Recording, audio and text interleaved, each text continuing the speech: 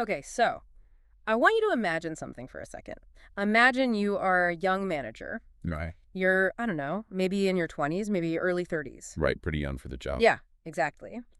And your mentor, the person who actually founded the organization, has just suddenly left you in charge. Which is already a terrifying prospect. Completely terrifying. But to make it worse, you aren't running this fragile startup community in some, like, quiet suburban office park. No, not at all. No, you are stationed in the ancient equivalent of, well, basically Wall Street mixed with Las Vegas. That is such a good way to put it. It's just this chaotic place. The city is rich, it's loud, and it is completely ruthless. Yeah. And your own community members inside the startup, they are starting to grift each other. Of course they are. The local billionaire cult wants you gone, and everyone in the city is just watching you closely, basically waiting to see if you fail. No pressure, right. Right. You are completely overwhelmed, and then out of nowhere, a letter arrives from your mentor. And that letter is basically a survival guide dropped right behind enemy lines. Exactly.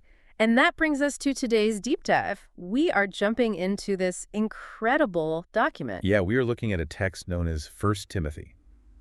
And I think framing it that way with the sheer anxiety of the situation is perfect. It really sets the stage. It does, because this isn't, a collection of lofty philosophical musings meant to be read quietly in a library somewhere. No, definitely not. It was written for a community whose house was, quite literally, on fire. And we are thrilled to have you with us today, tuning in as we unpack this survival guide. It's going to be a fun one. So just to give you a quick roadmap for our deep dive today, we are using a phenomenal resource called the 015 Survey of 1 Timothy, compiled by Chris R. Velasquez. A really excellent survey. It really is. And we're taking that and layering it with insights from the Encyclopedia Britannica, the USCCB, the Bible Project, and Bible Odyssey. So we've got a really solid stack of sources to draw from. Exactly. And the mission for our time together today is to answer this one massive high-stakes question. Right.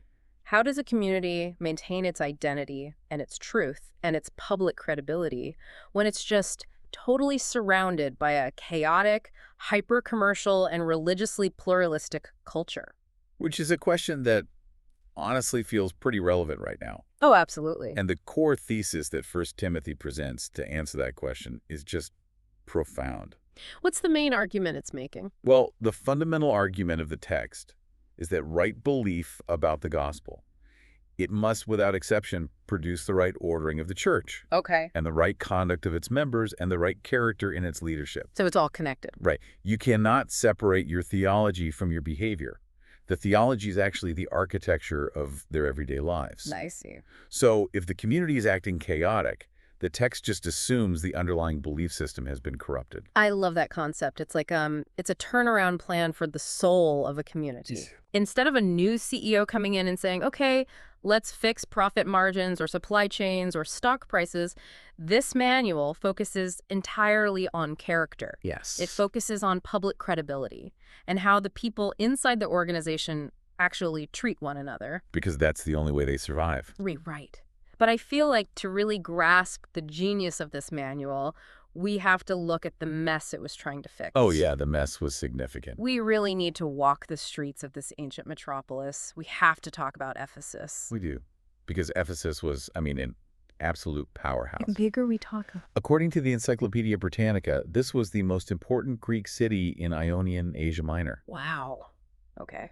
Yeah, so if you look at a map of Western Turkey today, right near the modern town of Selçuk, you'll find its ruins. Okay, I'm picturing it. But back in the 1st century, it wasn't ruins. It was this booming cosmopolitan seaport. A major hub. Exactly.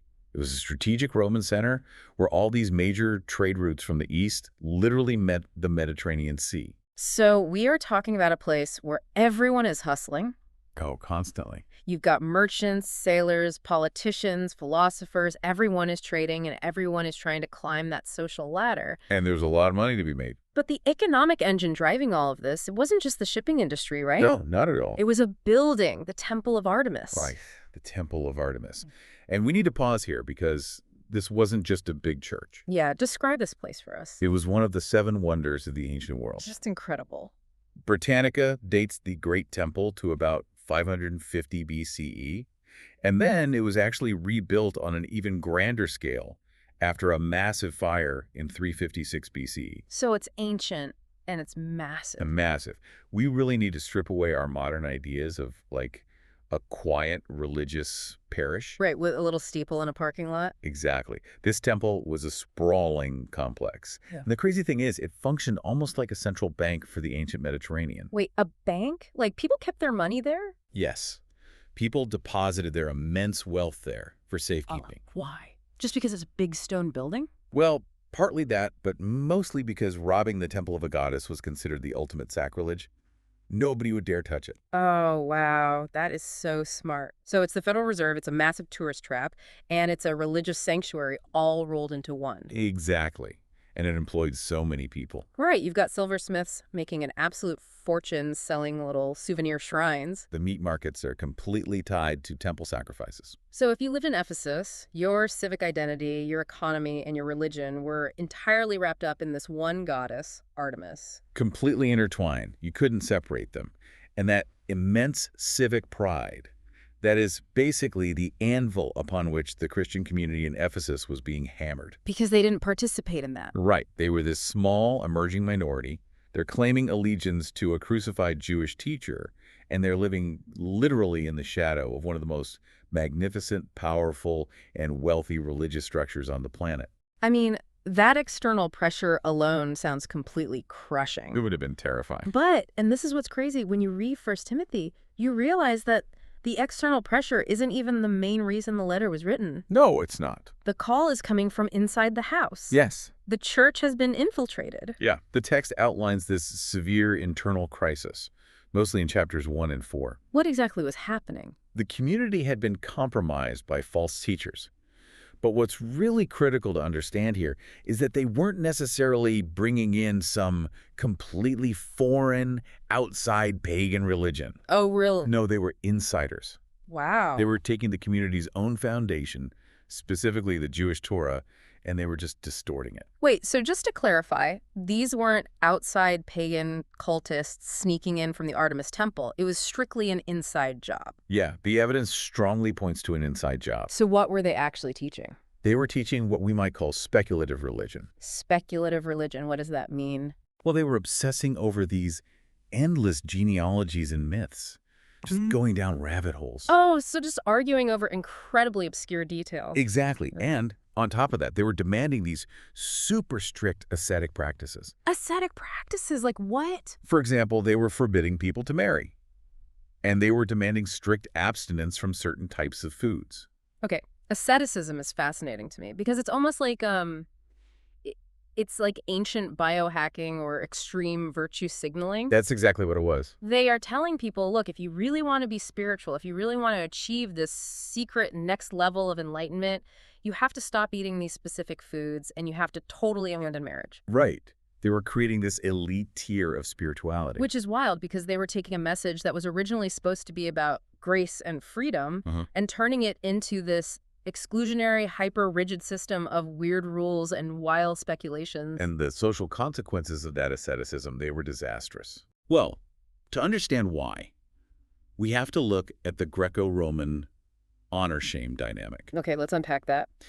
In the ancient world, there was basically no concept of a purely private life. Like what you do behind closed doors doesn't matter. They didn't have that. No, not at all. Your household, your trade guild, your civic identity, your religion, it was all tightly interwoven. Public reputation was literally the currency of the realm. Okay, so let's break down how that actually worked in practice. How did their weird speculative theology become a public relations disaster for the church? Think about it from the outside. If the members of your community are suddenly refusing to participate in normal societal functions, like eating regular meals with people or honoring the institution of marriage, what does society think? They probably think you're insane. Right. The Roman magistrate next door doesn't look at them and think, oh, they just have some unorthodox theological nuances. Yeah, he doesn't care about their theology. He thinks this group is a subversive, antisocial cult that threatens the stability of the Roman order. I see. These false teachers, with all their endless controversies and extreme asceticism, they were actively destroying the church's public credibility. They were making them look bad. Worse than bad. They were making the community look foolish, chaotic, and genuinely dangerous to the watchful eyes of Ephesian society. Which is exactly why the author of the letter is panicking. Yes. The literal survival of the community depends on them not looking like a fringe antisocial threat. Exactly. So, do we have a specific name for this cult? Like, if these false teachers were causing so much trouble, who exactly were they? Do we know? This is where the survey makes it clear that we have to be intellectually honest about the limits of our historical data. We don't know. Over the years, scholars have proposed numerous theories, of course. Like what? Some suggest they were proto-Gnostics, mostly because of their obsession with secret knowledge and myths. Okay, that makes sense. Others argue they were a sect of Jewish ascetics because they focused so much on the Torah and dietary laws. Yeah. But the reality is, no archaeological artifact, no hidden scroll, and no inscription has ever been found that names the exact sect. We just do not have a formal group name. Okay, so we might not have a group name, but the author does name drop a couple of specific guys causing the trouble, right? Yeah, it does, yeah. In Chapter 1, the author specifically warns about two individuals, Who were they? Amenius and Alexander. Okay.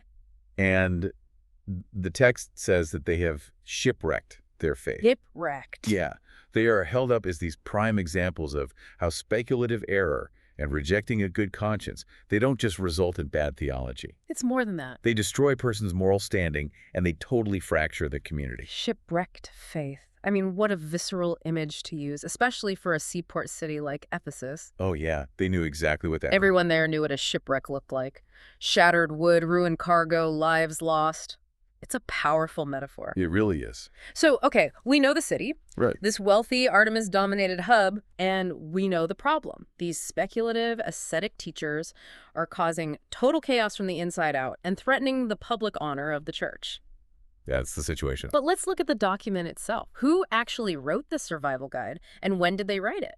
Well, the origins of the text dive us straight into a massive scholarly debate. I love a good debate. To set the stage, let's look at the timeline of the recipient first. Timothy. Right, the young manager. According to the historical reconstruction in our sources, Timothy joined the Apostle Paul's mission somewhere around AD 49 to 51. Okay. And then Paul had this very successful extended ministry in Ephesus around AD 52 to 55. So they were there together. Yeah. And over time, Timothy just became this deeply trusted delegate. He was someone Paul sent on various high-stakes missions. So Timothy is the trusted young administrator who is basically left holding the bag in this incredibly difficult Ephesian situation. Exactly. But regarding who actually held the pen to write First Timothy to him, the survey outlines two major views. Let's look at the first one. Okay, so the first is the traditional or Pauline view.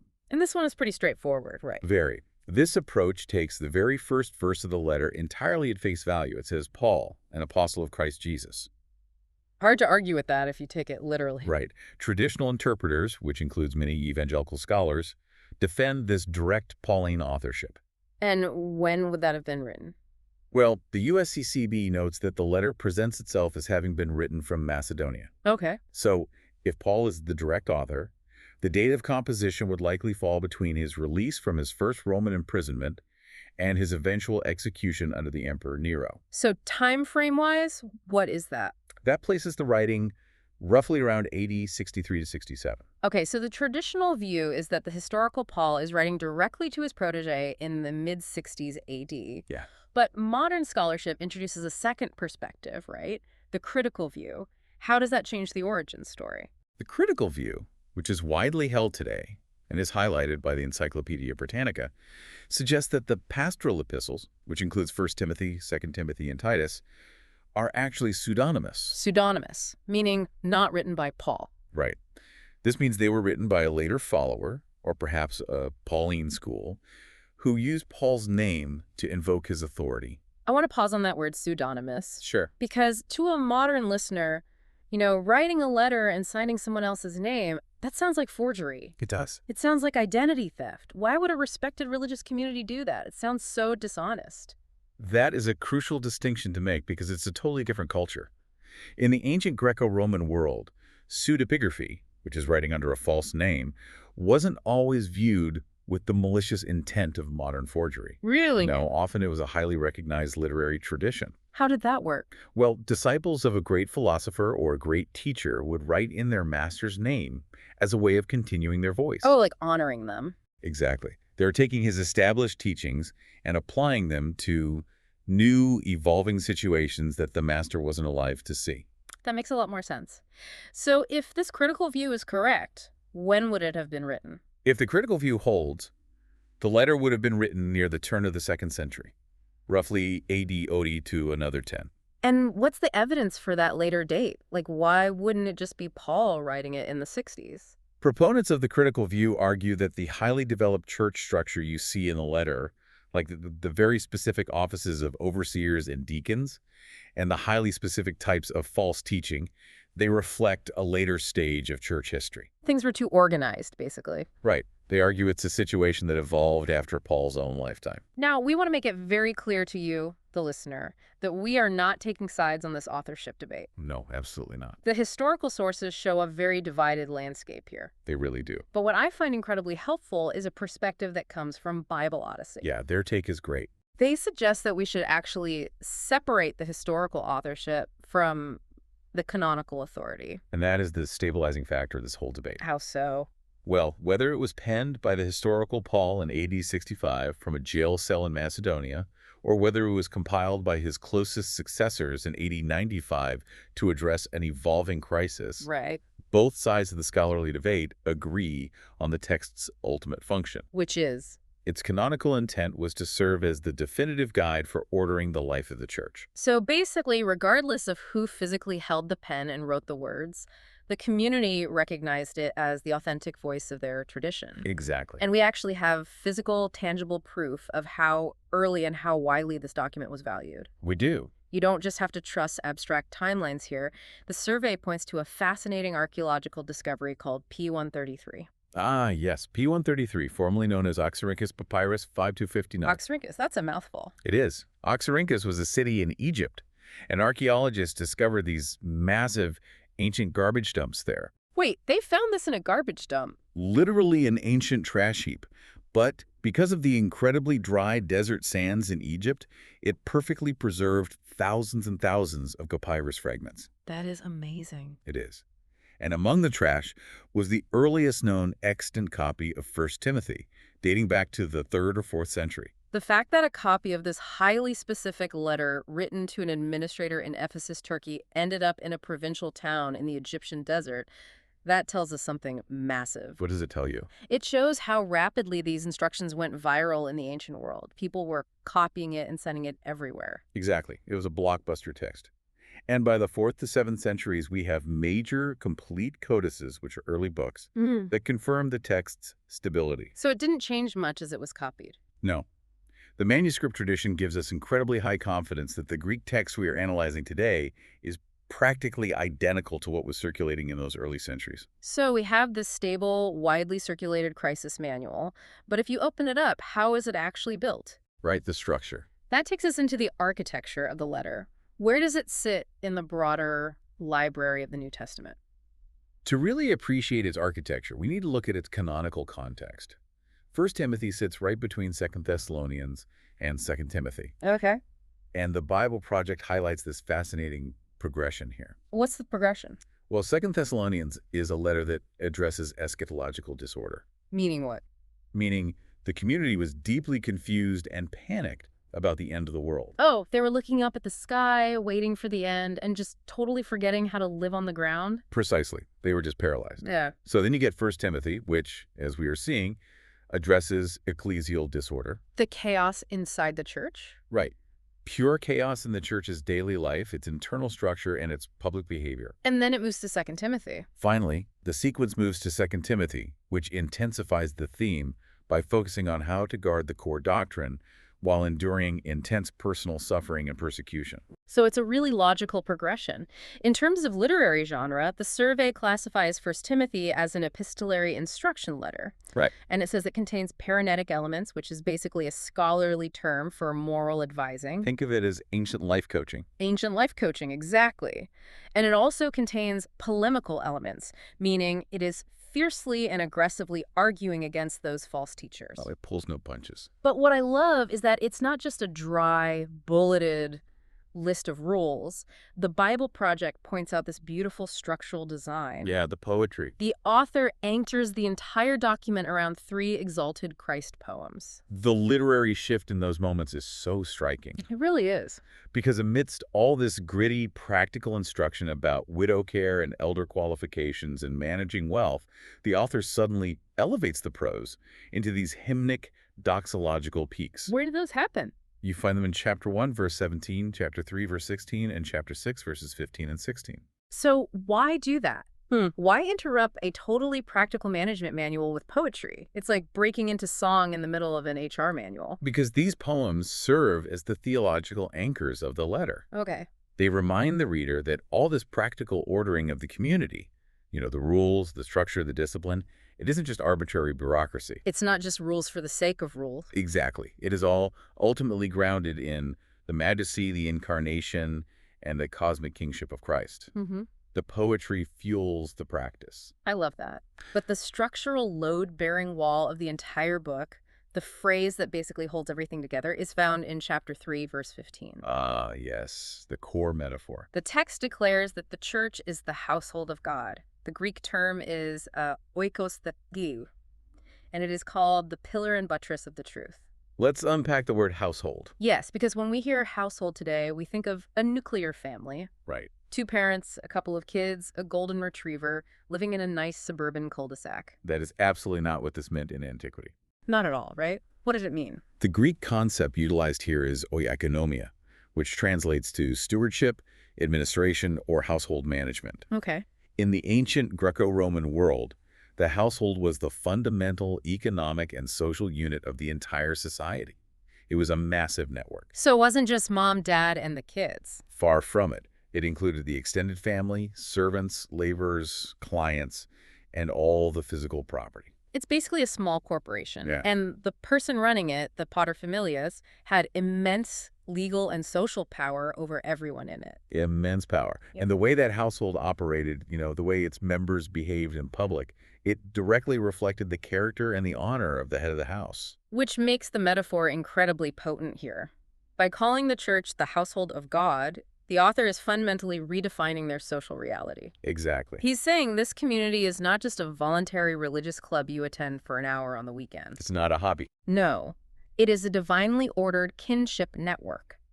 God is the head of the household, and therefore, the conduct of the people inside the house reflects the honor of God to the watching city of Ephesus. So why does this ancient architectural metaphor matter for you listening today? That's the big question. Because the author of 1 Timothy isn't just sitting in an ivory tower writing a textbook on theology proper, Christology, or pneumatology.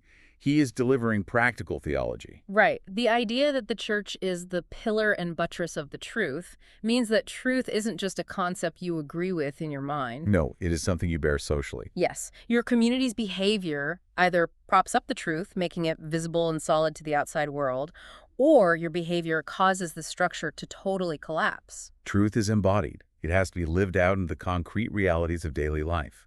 And if the church is God's household, the very first thing it needs is rules for how its members interact. Especially when they gather in public. If you've just told a room full of Ephesians to stop acting like a chaotic cult and start acting like a respectable household, the immediate next question is, well, what does that actually look like when we get together? Which is exactly why the author immediately pivots in chapter 2 to the order for public worship. And frankly, this chapter contains some of the most hotly debated material in the entire document. It does. It really does. Chapter 2 opens with a very specific and highly strategic command about prayer. What's the command? The text urges that supplications, prayers, intercessions, and thanksgivings should be made for all people. But it specifically singles out kings and all who are in high positions. Okay, given that the Roman emperor at the time could be incredibly hostile, erratic, and sometimes violently opposed to Christians, why start the worship gathering by praying for him? To understand the brilliance of this, we have to look at the intersection of biblical theology and Roman politics. Okay, let's start with the theology. Theologically, this instruction is profoundly missional. By praying for all people, the church is actively extending the ancient Abrahamic blessing. The promise in Genesis. Right, the promise that God's people would be a blessing to all the nations. So politically, it's a brilliant survival tactic, isn't it? Oh, absolutely. In the Roman Empire, there was the imperial cult. Civic loyalty was often demonstrated by offering sacrifices to the emperor. As if he were a god, Exactly. Christians, of course, absolutely refused to do that. which made them look terrible to the Romans. It made them look like treasonous anarchists. So praying for the emperor and civic leaders served as a vital public witness. It was their way of saying, look, we cannot worship your emperor, but we are not a political threat either. Exactly. We pray to our God for the peace, stability, and prosperity of this city. It totally threaded the needle between idolatry and treason. It did. And the theological justification the author gives for this universal prayer is just stunning. The text presents Christ as the one mediator. The Greek word is mesetais, and the ransom, or antilutron, for all. The logic flows perfectly there. Because there is one God and one mediator who gave himself as a ransom for all humanity, the church's prayers must be expansive enough to include all humanity. Right. God desires all people to be saved and to come to the knowledge of the truth. Therefore, the household of God cannot be an exclusive insular club. But then the chapter zooms in. It gets very specific. It moves from the massive scope of global prayer to the specific physical conduct of the people doing the praying. And this is where the text addresses men and women directly. Right. It starts with the men, telling them to pray, lifting holy hands without anger or quarreling. And that specific command tells you exactly what the men in the Ephesian church are likely doing. They were fighting. They were fighting. In a culture driven by honor, competition, and public status, those cultural habits were bleeding right into the worship gathering. They couldn't leave it at the door. No. So the author demands that the household of God be characterized by peace, not the competitive brawling of the Ephesian streets. Then the text turns to the women, and the focus shifts to modesty. It urges them to adorn themselves in respectable apparel, with modesty and self-control. Right. But it specifically calls out braided hair, gold, pearls, and costly attire. Why the hyperfixation on jewelry and hairstyles? Well, in the wealthy Roman world, hairstyles intricately woven with gold and pearls and incredibly expensive dyed fabrics were the ultimate status symbols. They were the ancient equivalent of driving a multi-million-dollar hypercar right into the church lobby. It was a wealth flex, Exactly. It was a severe display of class division. which goes against the whole household idea. Right. In a community that is supposed to be united as a single household under Christ, flaunting immense wealth shames the poorer members. It imports the toxic social hierarchy of the Roman world right into the sanctuary. So the text urges them to be adorned with good works instead of jewelry. Which brings us to verses 11 through 15, the great gender and authority debate. This is incredibly complex, Corinne. It is. The text contains the instruction regarding women learning in quietness and the prohibition against a woman teaching or exercising authority over a man. It is undeniably one of the most fiercely debated texts in the entire New Testament. And at the epicenter of this debate is a highly contested Greek verb used only here in the New Testament, right? Yes, the word is authentane. Authentane. Okay, let's look at this carefully, objectively, and impartially, as our sources mandate. What does that word actually mean in the original Greek? The translation and the historical usage of authentane is basically the crux of the entire scholarly divide. Because it can mean different things. Yes. Depending on how linguists and historians track its usage in the ancient world, it can mean to exercise authority in a neutral, structural, or even positive sense. Okay, what's the other option? Alternatively, it can mean to domineer, to usurp authority, or to exercise power in a negative, aggressive, and abusive sense. So, depending on how you translate that single word, the entire meaning of the passage shifts. Completely shifts. Our survey outlines 3 main ways this passage is interpreted today, and we want to impartially walk you through them so you can understand the landscape of this debate. The first major perspective is the complementarian reading. And what do they argue? Scholars holding this view generally translate authentine as neutrally exercising authority. They understand this passage as establishing a universal, transcultural principle for church order. Okay. It's the belief that the authoritative teaching and governing roles in the gathered church are reserved for qualified men, designed to reflect a complementary order between the sexes. Okay, so that's the complementarian view, universal and structural. What is the second perspective? The second is the egalitarian reading. These scholars often emphasize the negative translation of authentine, meaning domineering or usurping. So it's about abusive power. Right. They argue that the prohibition was not a timeless universal rule, but rather a temporary measure specific to a local crisis in Ephesus. What crisis? Well, they point out that in the ancient world, women were broadly denied formal education.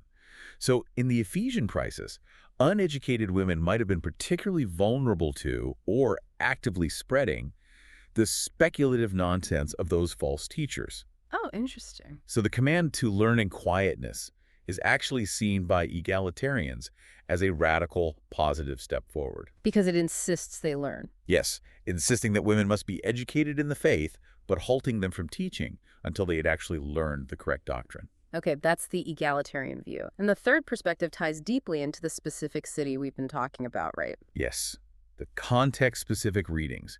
These heavily focus on the cult of Artemis. Because Ephesus was obsessed with her. Exactly. In Ephesus, the religious landscape was entirely dominated by female religious authority, and a mythology that sometimes elevated the female principle over the male. So how does that apply to the text?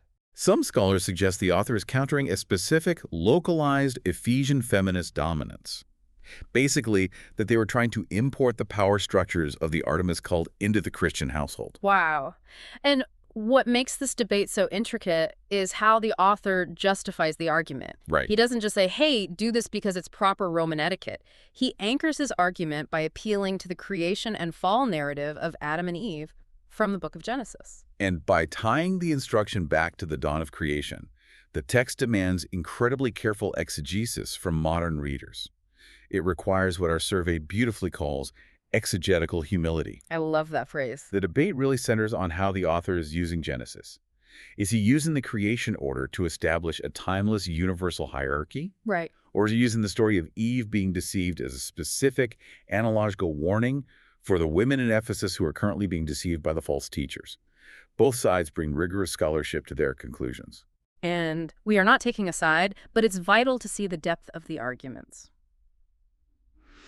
I do want to look at the underlying social mechanics here, though. Sure. Given the intense honor-shame culture of Ephesus, if the men are brawling in the meetings and the wealthy women are treating the gathering like a high society fashion show, how much of these instructions were about abstract theology and how much was just about survival? It's a great question. Were they just trying to avoid looking like a chaotic fringe cult to the Romans? The historical reality is that you cannot neatly separate the theology from the sociology here. They are too linked. Exactly. In the Roman world, a household where the men lacked self-control and the women openly flouted social norms of modesty, that would bring immense public shame on the head of the house. The author is deeply, undeniably concerned with the public credibility of the church. Right. If they look chaotic, the Romans will literally crush them. But the author doesn't just use Roman societal norms as his ultimate justification. He uses profound theological realities. Like Christ as the mediator. Christ as the mediator, the creation order, the theology of redemption. He is arguing that the household of God must reflect God's own character. Which is orderly. Yes, God's character inherently brings a holy, respectable, peaceable order.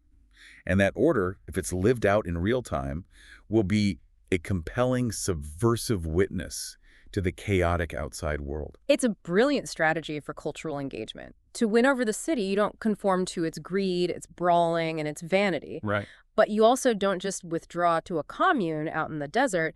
You present an orderly, peaceful community right in the middle of the city that the surrounding culture can't help but respect. But if the church is going to function as this well-ordered household, that naturally forces a transition in the text. Who is enforcing this order? Exactly. Who is actually in charge of managing the house? And this brings us directly to Chapter 3, the qualifications for leadership. Let's unpack this leadership model because it is radically different from how we operate today. Completely different. If you were hiring a CEO, a university president, or a lead pastor today, you would look at their resume. Naturally. You'd want to know their degree, their strategic 5-year vision, how dynamic they are on a stage, or how many followers they have on social media. You want charisma and competence. Sure. What does 1 Timothy look for? Well, having established the need for order, the text outlines the qualifications for 2 specific offices.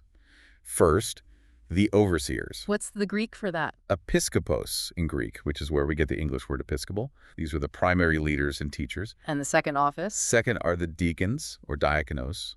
That translates to servants or ministers. They likely managed the practical, physical needs of the community. Okay. And what is absolutely striking about the qualifications for both of these offices is the complete absence of what we would call skills, talent, or charisma. There's literally nothing in there about being a visionary leader. Nothing. The list in 1 Timothy 3 focuses almost entirely on moral maturity and character.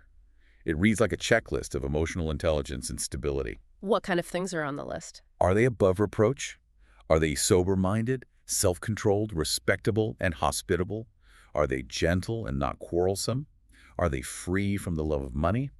So no brawling and no grifting. Basically. Yeah. The only real skill mentioned for the overseer is being able to teach. Everything else is character. Everything.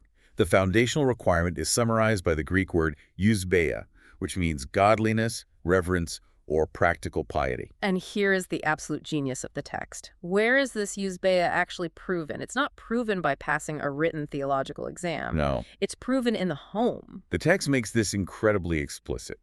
It states that an overseer must manage his own household well, keeping his children submissive and respectful in every way. It's a proving ground. Yes.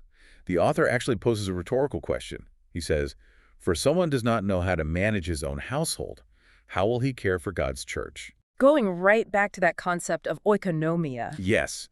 In the ancient world, the ability to govern a household, managing the finances, ensuring justice among the servants, raising respectful children, showing hospitality to strangers, that was the absolute prerequisite for public competence. The home was the microcosm of the church. Exactly. I find this fascinating because it is a radical anti-celebrity leadership model. It really is. 1 Timothy essentially says, we don't care how eloquent your speeches are. We don't care how much theological trivia you know. Before we hand you authority in the household of God, we want your family's performance review. That's a great way to put it. And it actually goes even further than the family. The text also requires that the leader must be well thought of by outsiders. Wait, they want a background check from your non-Christian neighbors? Yes. If the silversmith down the street or the merchant in the market thinks you're an arrogant, dishonest jerk, you don't get to be an overseer, no matter how good your sermons are. It is a profound structural safeguard against performative leadership. The logic is just impenetrable. If the church is a household, its leaders must be proven, faithful household managers who are respected by the city. But the true test of a character-driven leader isn't just how they run a worship service, right? No, it's about resources. Exactly. The real test of an administrator is how they handle the community's most vulnerable members and its financial resources. Are they using the budget to serve the needy, or are they getting rich off the flock? Which was a real temptation in Ephesus. This moves us out of the theoretical and straight into the economics of compassion in chapters 5 and 6. This is where the practical theology gets very granular. In chapter 5, the letter gives extensive instructions about the care of widows. Now, a modern reader might glance at this and think, oh, nice, the church has a little charity program. But we really need to understand the brutal reality of widowhood in the first century. It was a state of immense vulnerability. We have to remember, there was no governmental social safety net. No welfare. No life insurance, no pension plans, nothing. If a woman in the ancient world lost her husband and had no adult sons to provide for her, she could easily face absolute destitution, starvation, or being forced into horrific situations just to survive. The early church recognized this, and they stepped in to provide daily food and financial support for them. They created a formal widow list.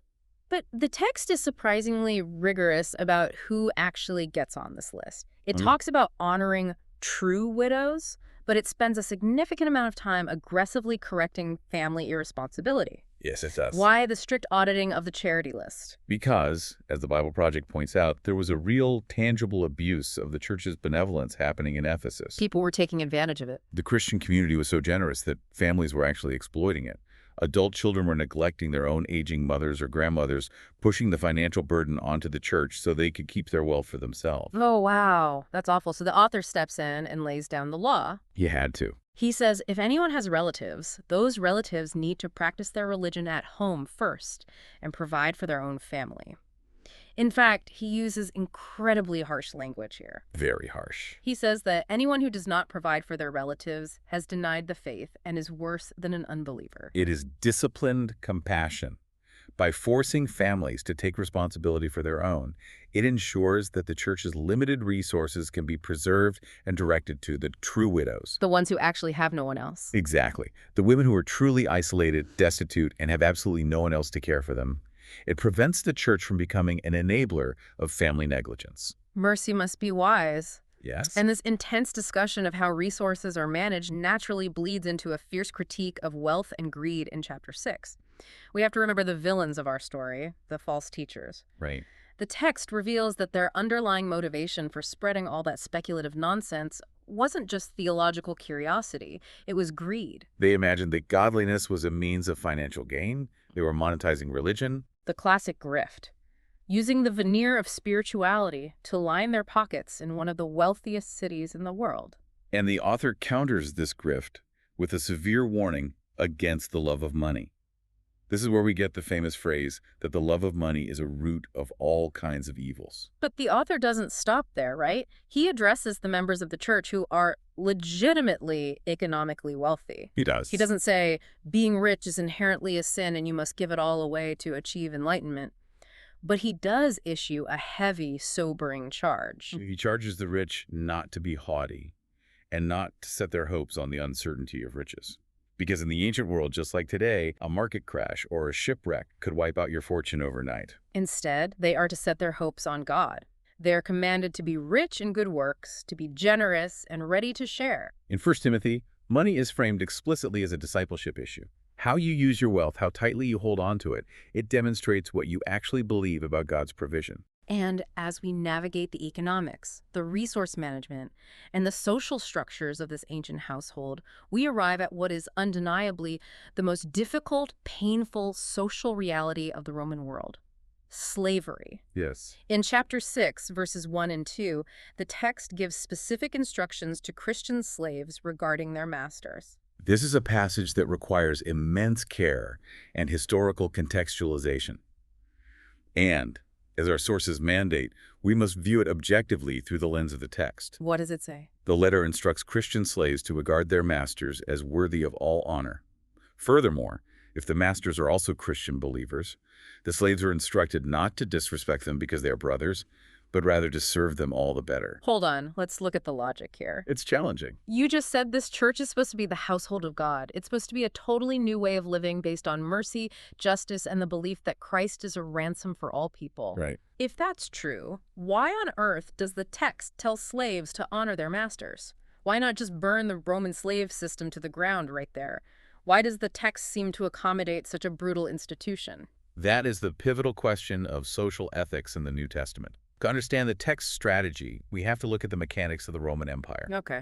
The survey explains that the text clearly does not launch a direct political revolution, nor does it demand the immediate abolition of the institution. Outwardly, it is socially restrained. But internally? Internally, it is theologically subversive. Explain that mechanism. Why choose subversion over external revolution? The text gives its own explicit reason. It says, so that the name of God and the teaching may not be reviled. Once again, we return to the overarching theme of public credibility and survival. Survival. The Roman economy was built entirely on the backs of enslaved people. A violent slave revolt, like the one led by Spartacus, was the ultimate terror of the Roman state. So if the Christians had rebelled? If the Christians had initiated an outright political rebellion against slavery, the Roman legions would have swept into Ephesus, slaughtered the entire community, and the gospel would have been dismissed as just another violent, seditious political uprising. So the strategy was internal transformation over external revolution, because an external revolution would have resulted in annihilation. Precisely. The text plants a theological time bomb inside the institution. How so? By insisting that believing slaves and masters are brothers who benefit from each other's service, the text fundamentally relativizes human status under the lordship of Christ. Which was unthinkable then. Unthinkable. In the Roman worldview, a master and a slave were not brothers. They were entirely different classes of being. The master had absolute power of life and death. So 1 Timothy binds them to the exact same gospel. Yes, subverting the core ideology of Roman slavery from the inside out. It demands a relational equality within the household of God, even while instructing outward social restraint to protect the community's witness from the wrath of Rome. It is a breathtaking, terrifying balancing act. It really is. Navigating the care of destitute widows, managing immense wealth, dealing with the brutal realities of societal structures, all while battling grifting false teachers trying to tear the house down from the inside. The stakes were incredibly high. And this brings us to the emotional and theological climax of the letter. Because all these rules about how to worship, who should lead, how to handle money, they are ultimately about protecting one specific, infinitely valuable thing. The deposit. Right, we arrive at the final charge in chapter 6. The letter ends with a deeply solemn, highly personal charge to Timothy. The author tells him to guard the deposit. The Greek word used here is paratheka. What does paratheka mean in an ancient context? It is an ancient banking and legal term. It refers to something of immense, irreplaceable value that is entrusted to someone else's safekeeping. If I give you a paratheka, you are legally and morally bound to protect it with your life and return it intact. In this context, the deposit is the apostolic gospel, the core truth of Christ's incarnation, death, and resurrection. Guard the deposit.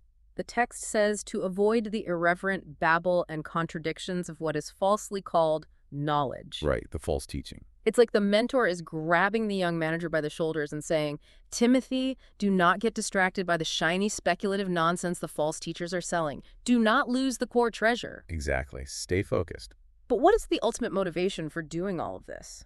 Why endure the immense stress of managing this chaotic, high-stakes Ephesian church? The motivation is framed entirely by eschatology, the doctrine of the end times, the ultimate culmination of history. In the closing verses, the author points Timothy's eyes to the appearing of our Lord Jesus Christ. He lifts his vision. He refers to God as the blessed and only sovereign, the King of kings and Lord of lords, who alone has immortality. It's a profound perspective shift. It's a reminder that no matter how powerful the Roman emperor seems, he isn't the true sovereign. And no matter how wealthy the merchants of Ephesus are, they aren't the true lords. Christ is. Right. The present age, with all its struggles, its wealth, its debates, and its false teaching, must be lived in the light of the coming King. And if we synthesize the entire theological arc of the letter, as our survey does, it is a masterpiece of world building. It really is a masterpiece. 1 Timothy vigorously affirms the original goodness of creation. It insists that food and marriage are good gifts from God, effectively shutting down those ascetic false teachers. It properly situates the law, too. Right. Showing that its purpose isn't speculative trivia or genealogies, but to expose sin and prepare the human heart for mercy. Just like it did for Paul, who famously calls himself the chief of sinners in chapter 1. Exactly. And finally, it points to the new creation, urging believers to use their lives, their wealth, and their community to take hold of that which is truly life. What an incredible journey this text is. It really is. So let's pull all of this together. We explored a wealthy pagan metropolis dominated by the massive banking and religious complex of the Temple of Artemis. We did. We dissected a fragile community battling internal chaos from speculative, grifting, false teachers. And we looked at a brilliantly designed blueprint, a survival manual, for a community where truth isn't just an abstract idea you ponder. It's embodied. It's embodied in how you manage your home, how you pray for your political leaders, how you care for the destitute, and how you treat your wealth. The contemporary relevance of this ancient document is undeniable. As the Bible Project captures so sharply, 1 Timothy proves that what a Jesus community believes directly shapes how it lives. We see that everywhere today. Today, we look around and see immense doctrinal confusion. We see performative, celebrity-style leadership crashing and burning on a regular basis. Yeah. We live in an age of intense political and social polarization. 1 Timothy speaks directly to these modern crises.